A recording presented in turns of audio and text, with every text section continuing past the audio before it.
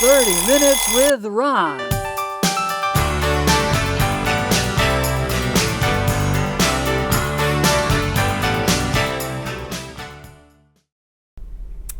Hello, I'm Ron Gagliardi. I'm the host of 30 Minutes with Ron.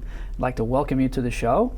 And it's been a while since I've been on. I've lost a little weight. My face is a little shrinky with wrinkles and stuff, but I'm still here. And someone else is here. Joann Dunsing is right over there. And she is a very special person because she is a rare hypnotist. Because all hypnotists are rare. There's not that many of them. So I would like to introduce you to Joann Dunsing. Well, hello, Ron, and thank you so very much. You're welcome. So rare. Oh, yes. I have been called a rare breed. Aha. Are you having fun so far? I am having fun so far, Ron. Good. All right. Well, I thought it would be cool to have a hypnotist on the show because I've always been fascinated by hypnotists, and I think some of you in the viewing audience might also be fascinated by hypnotists. And so I thought, I met her, I heard she was a hypnotist, and I thought she would be a good guest for the show. So I'm going to ask you a question. Who are you besides Joann Dunsing, or in addition to being Joann Dunsing? How did you get here? Where were you born? All that good stuff. So, who am I? I'm a wildly passionate woman. Huh? Oh my goodness. I had two wonderful parents. They both had a zest for life and a love of people and just nature. My father taught me to be to sit by a lake and just watch all of what happens. My mother was a real people person. So we would be at the Ansonia Mall a million years ago when the Ansonia Mall was back in its day, and she would nudge me and point to somebody in the mall and we'd nearly fall over laughing. Both of my parents did love people, and they loved people in different ways. Mm-hmm. So I grew up around a lot of people. I grew up with a love of people. And when I was a kid and people said, what do you want to be when you grow up? I would say, I want to be a mother.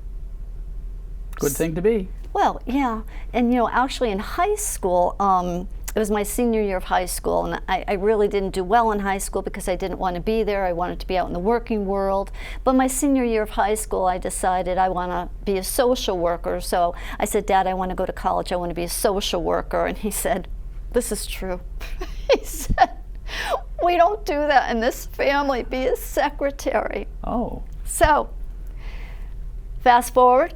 Well, it feels like slow. But anyways, fast forward, 2009. I am attempting to survive the economic crash of 2008. And I stumble upon a women's expo, and there was a vendor there, and I noticed her material was all talking about the subconscious and the way that our brain works. And I said to myself, I never knew that could be a career. So indeed, I began to look into it a little bit, and I found a hypnotist who was a trainer in Guilford, and I went to see her, and ta-da! March 2009, I was certified. And in the training, she kept saying to me, are you sure you've never done this before? I was like, doesn't everybody do this? Like, I didn't understand her question, right?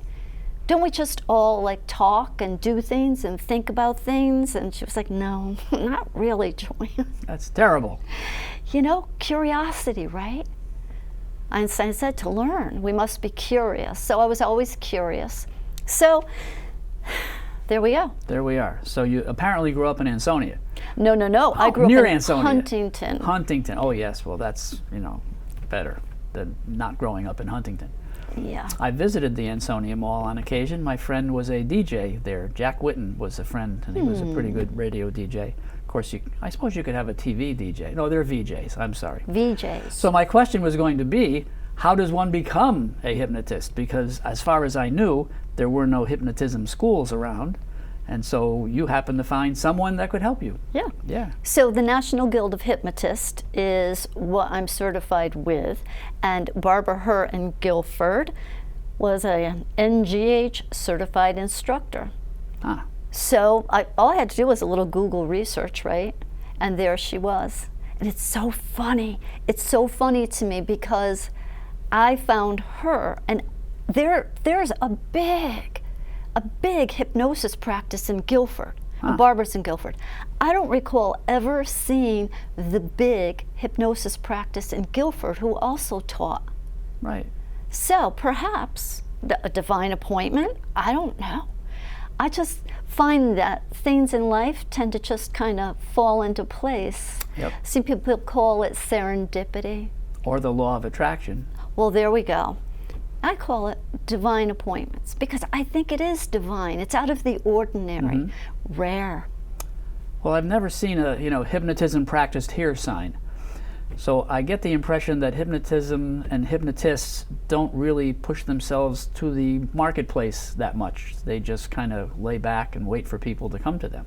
Well, that's an interesting thing because the big practice in Guilford, the woman who started that practice was from corporate America marketing. So she was a marketing queen, needless to say. So she did a lot of marketing. I think the average hypnotist really doesn't do a lot of marketing. Mine is all organic, and Cousin Google has been so very good to me. Cousin Google. I got a couple phone calls recently from people who are an hour away. So on Saturday, a man was driving in from Winston, Connecticut, 1 hour. Winston? Or Winstead? Winston. Actually, there's a Winston, Connecticut? Yeah, it's past, it's like the Burlington area out that way.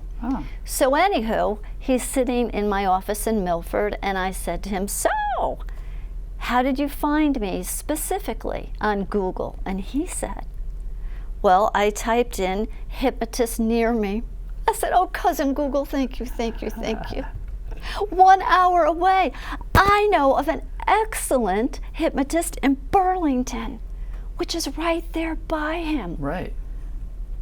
She's probably done far more marketing than I have. So, how do people show up? How do we show up? How don't we show up? Cousin Google. Cousin Google. And of course, you now have this wonderful tape that you can use and let people see, hey, there's me on that 30 Minutes with Ron show. With that guy, Ron. That guy, Ron. That guy. And so now you've become a hypnotist, and you're not doing anything else for gainful employment. You're just hypnotizing people. Yes. It must have been a little slow at the beginning. Well, it was interesting because you know how it goes. You juggle. Not unless you really have a lot of money sitting in the bank, but that wasn't my case. So I was juggling, and finally 2018 is the year when I pretty much went like 100% full time. So again, how do people come to me? I have a website. On the website, my website guy is big in blogging. Well, I don't blog as often as I should, but his thing is, the more you blog, the more Cousin Google brings people to you. So my website is the primary thing, but then I do things in Milford Patch magazine online. I'm in 10 best with Natural Awakening magazine. Is that right? No, Nutmeg. Oh, Nutmeg. Well, we'll forgive you. Nutmeg. So I'm in the 10 best. Nice. So 2018 was the first year that I was contacted by the publisher with an email. The email said, hey, you're in the top 10 best, congratulations. I really called the publisher and I said, hi, there's a mistake here. I've received this, and she said, I'm the publisher. I'm like, I know. That's why I'm calling you. And she said, no, Joann, this isn't a mistake. You really got voted. I really said to her, did you vote for me? She said, Joann. Somebody must have. She said, I can't. Point being, again, how in the world did that happen? Yeah, magic.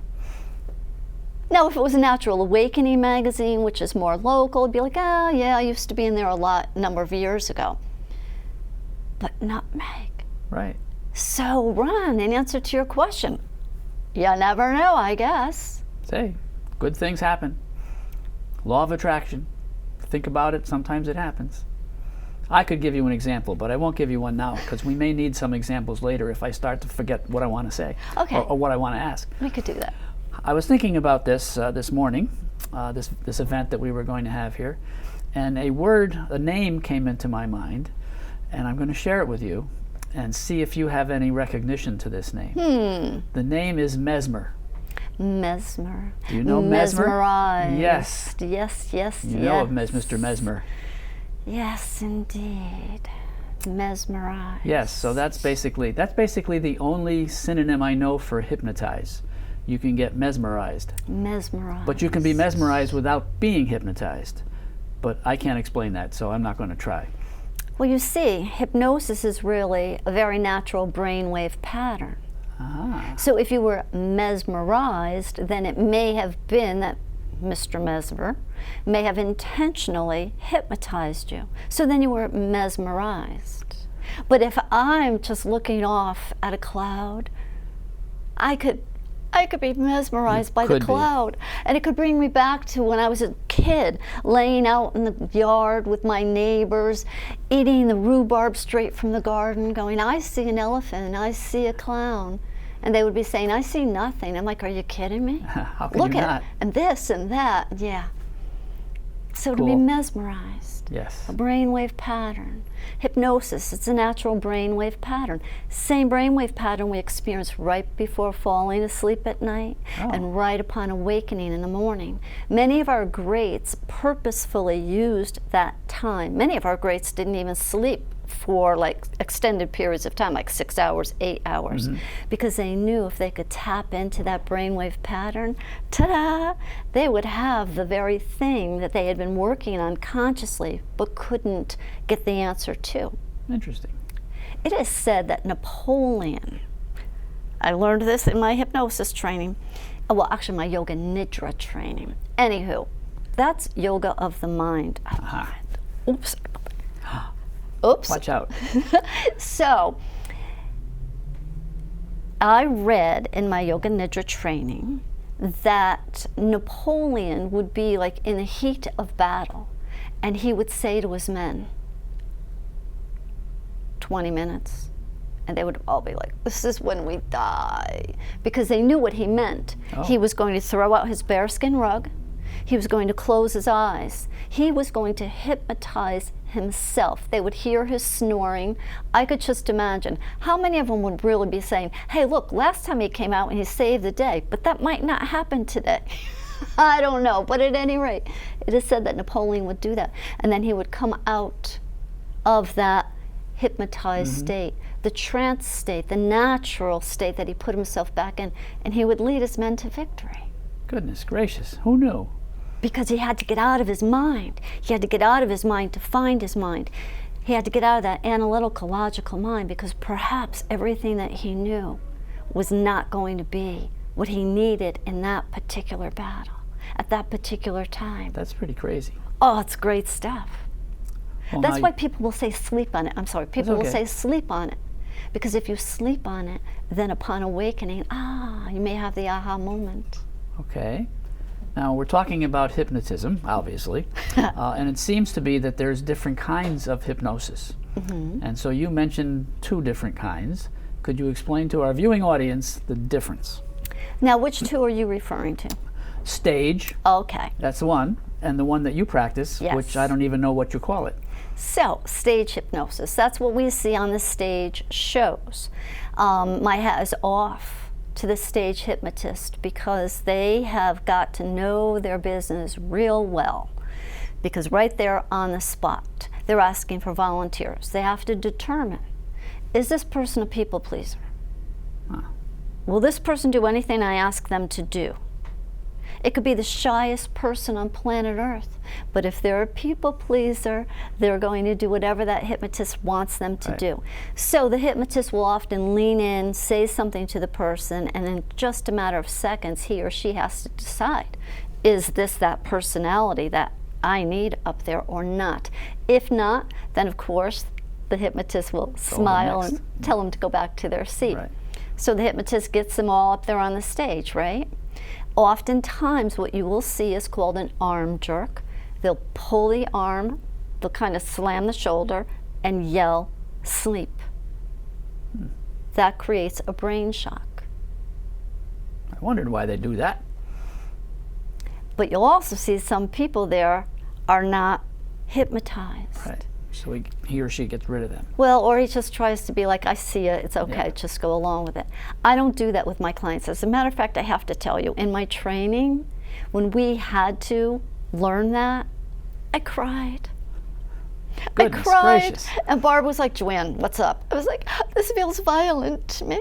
I don't like this. Oh my goodness. Yes. So Yes. Barb is wonderful. So we had to do a little soothing and all that jazz to get me through it. And then she had me do it in a much more gentle way. So my work is gentle. My work is more along the lines of what we would call therapeutic. I'm not a licensed healthcare provider. That being said, I am a hypnotist, not a hypnotherapist, even though we do modalities of therapy. Ah. So I'm not going to be screaming at somebody, but if somebody wants to quack or bark, they can. Quack. Bark, bark. Well, speaking of that, I think it's time in the show that you get to hypnotize moi. Are you ready? I was just going to say, are you ready, Ron? I'm ready. So, what's your favorite color today? Blue. Blue. Blue, blue, blue, blue. Look at that, you have on a blue shirt. So, imagine, picture, pretend your very own favorite shade of blue. Let it be as a liquid light of relaxation flowing into your head and all the way through your body, perhaps even out of the tips of your toes. Your color blue relaxing you. And you may close your eyes, shutting out the outer stimulation and really focusing on your favorite shade of blue. And letting it be as a liquid light of relaxation. Perhaps it has a vibration to it or not. Perhaps it has a warmth or a coolness or not. But one thing for sure is it's your blue liquid light of relaxation. It is just right for you because you make it to be so. So allowing that liquid light of blue relaxation to flow into your head and all the way through your body, perhaps even out of the tips of your toes. Some people like their liquid blue light of relaxation to feel like a wave. Some like it to be like a warm blanket. What do you like yours to be like, Ron? Fish. Fish. Blue fish, Ron? Yes, and blue butterflies. Blue fish and blue butterflies. And tell me, Ron, are you in the ocean? Are you in a field? I'm floating. You're floating. You're floating. You're floating. What's that floating temperature where you are? Warm. It's warm. And what do you see around you? You see blue fish. You see butterflies. What else do you see there? Vegetation. Vegetation. Like something good to eat? Nope, just decorative. Decorative vegetation. And how do you feel being there? Peaceful. Peaceful. Would you say it is your safe place? Yes. Yes, feeling peaceful in your safe place. That's right. And perhaps we may even count from 10 down to 1, each number taking you deeper down into hypnosis, because the brain is wired. See, the hypnosis hit my tongue. The brain is wired in that when we count backwards, it takes us down into relaxation. You remain in complete control. 10, 9, your innate intelligence releasing and relaxing you. 8, 7, you remain in complete control. 6, 5, following my voice. 4, 3, following my instructions. 2, and 1. And Ron, while you are there in your safe place, enjoying yourself, perhaps you may choose to bring love to, if you have any fearful parts, perhaps you may just choose to bring love to any and all of your fearful parts, letting all of your parts know they're acceptable and they're lovable. Bringing love to all of our fearful parts It just feels good because perhaps fear is the absence of love, and fear is such a natural emotion. Yeah, perhaps fear is the absence of love. So if you don't mind just filling yourself with love, bringing love to all of your fearful parts. Perhaps you even see Valentine's Day hearts, whatever's right for you. And when you are so very sure that you have brought love to all of your fearful parts, Ron, I want you to open your eyes. There we go. How you feeling? Peaceful. Peaceful. And Ron, bluefish, butterflies, we never left this room. How do you know you were hypnotized? I don't know. Because you went someplace else. I guess I did. I know I did. Yes. That's right. You went someplace else. So words are the language of the brain. Feelings are the language of the body. Words have associated feelings. Liquid light of relaxation. Yeah. Well, I remember noticing your voice. It was very pleasant. Yeah. Yeah. Oh, thank you. And I was surprised that you could maintain those many words in this situation. So congratulations. Well, thank you, and congratulations to you. Now, you see, you didn't automatically close your eyes. It's probably like you were just kind of waiting for my instructions. Right. And as soon as I said, you can close your... So, Ron, you remained in complete control. Yes. You answered whatever I had to say to you. We never left this room, but there were blue fish and butterflies. Hypnosis, in hypnosis, someone who was afraid of riding an elevator, in hypnosis, I can have them stepping up to the very elevator that they want to ride because maybe they want to go visit a dear friend in the hospital. But they're up on the 13th floor, way too many stairs. So in hypnosis, I can be working with that person, Right. bringing them to their safe place, getting them feeling so very good, bypassing the critical factor of the brain, and bringing them to that very elevator. I could even say to them, so you're standing in front of the elevator, you're going to visit that loved one of yours. What's the first thing you're going to do now? Like, oh, I have to push the button, that's right.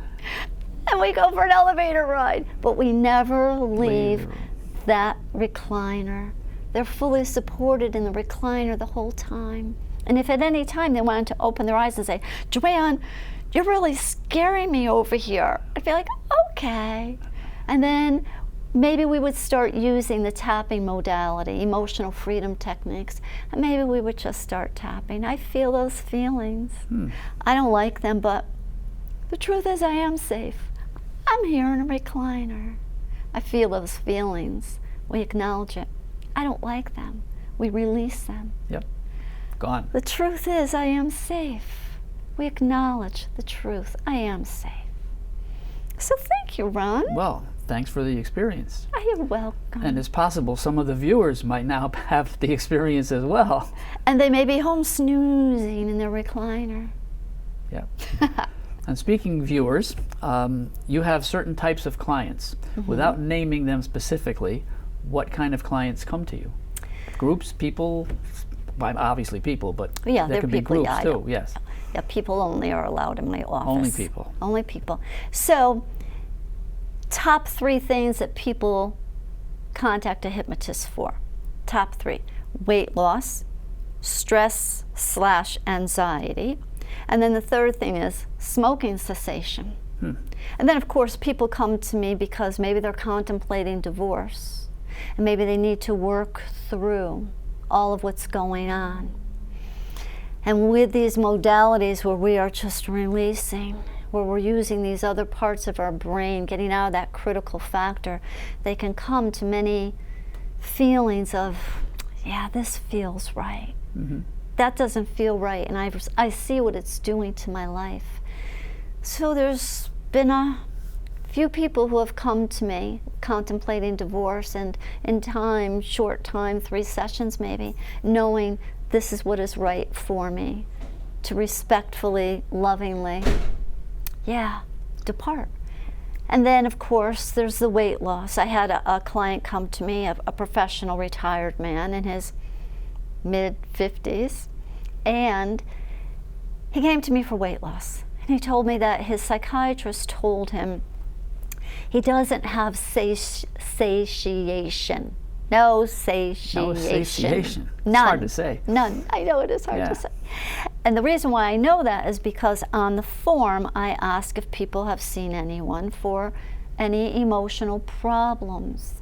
I'm not a licensed healthcare provider. Right. So I've always got to be careful who's coming into my office. I want to be sure that they're going to get the care that they need. So anywho, I said, and what does your psychiatrist say about your weight? And, I have no satiation. No satiation. But now those are individual people. Are there groups that come to you, like a board of education for some kind of I go to them. So let me finish my story about this guy. Go right ahead. Okay, yes. okay. Well, thank you about that. I'll give you that board permission. of ed. Yes. So anywho, first session, I've got him. I'm working with him. We're working.